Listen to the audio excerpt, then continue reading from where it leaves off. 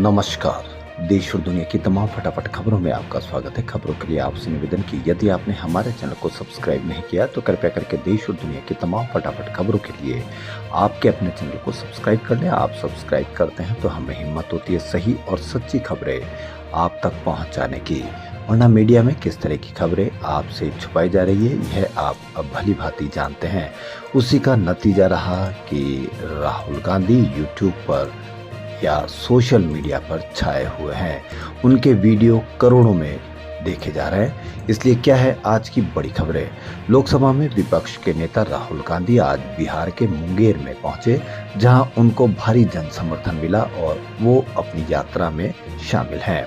जहां लोकसभा में विपक्ष के नेता राहुल गांधी ने उपराष्ट्रपति चुनाव के बीच जगदीप धनखड़ की चुप्पी का मुद्दा उठाकर बीजेपी पर सवाल खड़े किए हैं। वोटर अधिकार यात्रा में एक दिन ब्रेक के दौरान राहुल गांधी दिल्ली आ गए थे। विपक्ष के संयुक्त उम्मीदवार वी सुदर्शन रेड्डी के सम्मान में आयोजित समारोह में राहुल गांधी शामिल हुए और पूर्व उपराष्ट्रपति जगदीप धनखड़ का जिक्र करते हुए कहा कि उनके इस्तीफे के पीछे कहानी है। कहानी तो है, लेकिन कहानी क्या है यह भी एक रहस्य है। क्या आपके मन में भी ये सवाल है कि क्या एक कहानी है और एक रहस्य है? ये सवाल राहुल गांधी से पहले कपिल सिब्बल भी उठा चुके हैं। जगदीप धनखड़ कहाँ हैं? जैसे राहुल गांधी कहानी की बात कर रहे हैं, कपिल सिब्बल लापता लेडीज का नाम लेकर अपनी बात समझाने की कोशिश कर रहे थे। वहीं मुंगेर में बारिश के बीच दिया भाषण और कहा मोदी अडानी मिलकर आपकी आवाज दबा रहे हैं। बिहार में वोटर अधिकार यात्रा के दिन मुंगेर में बारिश के बीच भाषण दिया। उन्होंने कहा कि कुछ सालों में चुनाव हो रहे, पब्लिक का मूड एक होता है लेकिन नतीजा दूसरा निकलता है। सबको लगता था कि चुनाव में कुछ न कुछ गलत हो रहा है। वोट चोरी संविधान पर हमला है। देश के हर व्यक्ति को पता होना चाहिए कि संविधान उनकी रक्षा करता है, पर यह आपकी आवाज है जिसे प्रधानमंत्री मोदी और अडानी मिलकर दबा रहे। संविधान पर हमला कर रहे हैं, लेकिन कोई भी ताकत संविधान को छू नहीं पाएगी। वहीं सुप्रीम कोर्ट में बिहार में चल रही स्पेशल इंटेंसिव रिवीजन यानी SIR पर शुक्रवार को सुनवाई हुई। सुप्रीम कोर्ट ने चुनाव आयोग को निर्देश दिया कि वह हटाए गए वोटर्स को लिस्ट में अपना नाम जुड़वाने के लिए फिजिकली के अलावा ऑनलाइन आवेदन की अनुमति भी दे। सुप्रीम कोर्ट ने यह भी कहा कि आधार कार्ड समेत फॉर्म 6 में दिए गए 11 दस्तावेजों में से कोई भी जमा किया जा सकता है। इनमें ड्राइविंग लाइसेंस, पासबुक, पानी का बिल जैसे डॉक्यूमेंट शामिल है। कोर्ट ने राजनीतिक पार्टियों को मामले पर चुप्पी साधने के लिए भी फटकार लगाई और पूछा कि मतदाताओं की मदद के लिए आप क्या कर रहे हैं, आपको आगे आना चाहिए। अगली सुनवाई 8 सितंबर को होगी। वहीं पश्चिम बंगाल की मुख्यमंत्री ममता बनर्जी, जो आज शुक्रवार को प्रधानमंत्री नरेंद्र मोदी द्वारा कोलकाता में 3 नए मेट्रो रूट्स के उद्घाटन समारोह में शामिल नहीं, और उन्होंने कहा कि इन प्रोजेक्ट्स की योजना और स्वीकृति उनके रेल मंत्री कार्यालय के दौरान ही बनी थी। पीएम मोदी ने बिहार के बाद आज शाम पश्चिम बंगाल में 3 अहम मेट्रो रूट सहित 5,200 करोड़ रुपए की बुनियादी ढांचा प्रोजेक्ट्स का उद्घाटन कर दिया। मुख्यमंत्री ममता बनर्जी ने पीएम मोदी के इस कार्यक्रम में शामिल नहीं होने का फैसला किया। तृणमूल कांग्रेस के नेताओं ने ममता के कार्यक्रम में शामिल नहीं होने के पीछे की वजह भारतीय जनता पार्टी शासित क्षेत्रों में राज्य के प्रवासियों के कथित उत्पीड़न को बताया। वहीं पश्चिम बंगाल में मुख्यमंत्री बनने से पहले ममता ने 2 बार रेल मंत्रालय का जिम्मा संभाला था।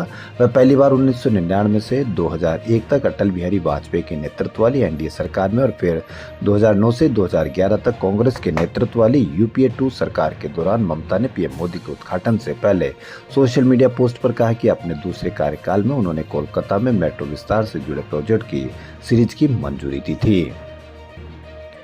दिल्ली की मुख्यमंत्री रेखा गुप्ता पर उनके आवास पर हुई एक जनसभा के दौरान हमले के एक दिन बाद गुरुवार को Delhi police commissioner SBK Singh को तत्काल प्रभाव से हटा दिया गया है। वहीं दूसरी तरफ आम आदमी पार्टी ने हमले को लेकर पुलिस की कार्रवाई पर सवाल उठाए। दिल्ली में पार्टी प्रदेश अध्यक्ष सौरभ भारद्वाज ने कहा कि किसी ने अब तक रेखा गुप्ता पर हुए हमले का CCTV फुटेज नहीं देखा है। इससे पहले अरविंद केजरीवाल पर भी कई हमले हुए, तब पुलिस वीडियो जारी करती थी। अमेरिकी राष्ट्रपति डोनाल्ड ट्रंप के ट्रेड एडवाइजर पीटर नवारो ने भारत पर रूस से तेल खरीदकर मुनाफाखोरी का आरोप लगाया है। नवारो ने मीडिया से बात करते हुए कहा कि भारत सस्ते दाम पर रूस से कच्चा तेल खरीद रहा है। इंडियन कंपनियां उसे रिफाइन कर महंगे दाम पर दुनिया में बेच रही है। उन्होंने कहा कि इससे रूस को यूक्रेन जंग के लिए पैसा मिल भारत मुनाफा कमा रहा है। उन्होंने कहा कि वह हमें सामान बेचकर मिलने वाले पैसे से रूसी तेल खरीदते हैं, जिससे तेल कंपनियां खूब पैसा कमाती है, इसलिए टैरिफ लगाना जरूरी है। गुजरात में अहमदाबाद के बाद अब महिसागर जिले में 8वीं के स्टूडेंट पर चाकू से हमला करने की घटना सामने आई। ये घटना बाला सिनोर कस्बे के सरकारी स्कूल की है। गुरुवार की शाम स्टूडेंट छुट्टी के बाद स्कूल से निकल रहे थे। इसी दौरान क्लासमेट ने साथी छात्र पर चाकू से हमला कर दिया। चाकू के हमले में स्टूडेंट के कंधे, कमर और पेट में जख्म हो गए। हालांकि अस्पताल में भर्ती स्टूडेंट खतरे से बाहर है। पुलिस ने आरोपी स्टूडेंट के खिलाफ शिकायत दर्ज की है। इससे पहले 19 अगस्त को 10वीं के एक छात्र ने क्लासमेट की पेपर कटर मारकर हत्या कर दी थी। इन स्टूडेंट के बीच भी कुछ ही दिनों पहले मामूली सी बात पर कहासुनी हो गई थी। इसी रंजिश का बदला लेने के लिए आरोपी छात्र ने मंगलवार को स्कूल की छुट्टी होते ही छात्र नैन सिंधी पर बॉक्स कटर से हमला कर दिया। ज्यादा खून बह जाने के चलते नैन की इलाज के दौरान मौत हो गई थी। श्रीलंका के पूर्व राष्ट्रपति रानिल विक्रमसिंघे को पुलिस ने सरकारी धन का दुरुपयोग करने के मामले में गिरफ्तार किया। उन पर आरोप है कि 2023 में राष्ट्रपति रहते हुए वह अपनी पत्नी प्रोफेसर मैत्री विक्रमसिंघे के दीक्षांत समारोह में शामिल होने लंदन गए थे।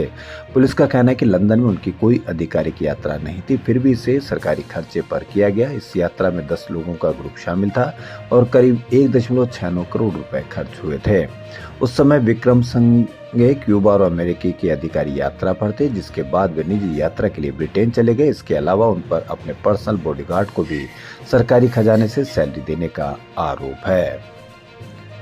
पीएम ने बेगूसराय में गंगा नदी पर बने 6 लेन ओंटा सिमरिया ब्रिज का उद्घाटन किया। नीतीश कुमार के साथ प्रधानमंत्री पुल पर घूमे। उन्होंने अपने गले से गमछा निकाला और हाथ में घुमाकर लोगों का अभिवादन किया। इस दौरान उनके साथ केंद्रीय मंत्री गिरिराज सिंह और डिप्टी सीएम सम्राट चौधरी भी मौजूद रहे। ब्रिज के नीचे बने घाट पर प्रधानमंत्री के स्वागत में सांस्कृतिक कार्यक्रम हुए। तो देश और दुनिया की तमाम फटाफट खबरों में फिलहाल इतना ही। यदि आपको हमारा चैनल पसंद आए तो लाइक, सब्सक्राइब और शेयर अवश्य करें। धन्यवाद।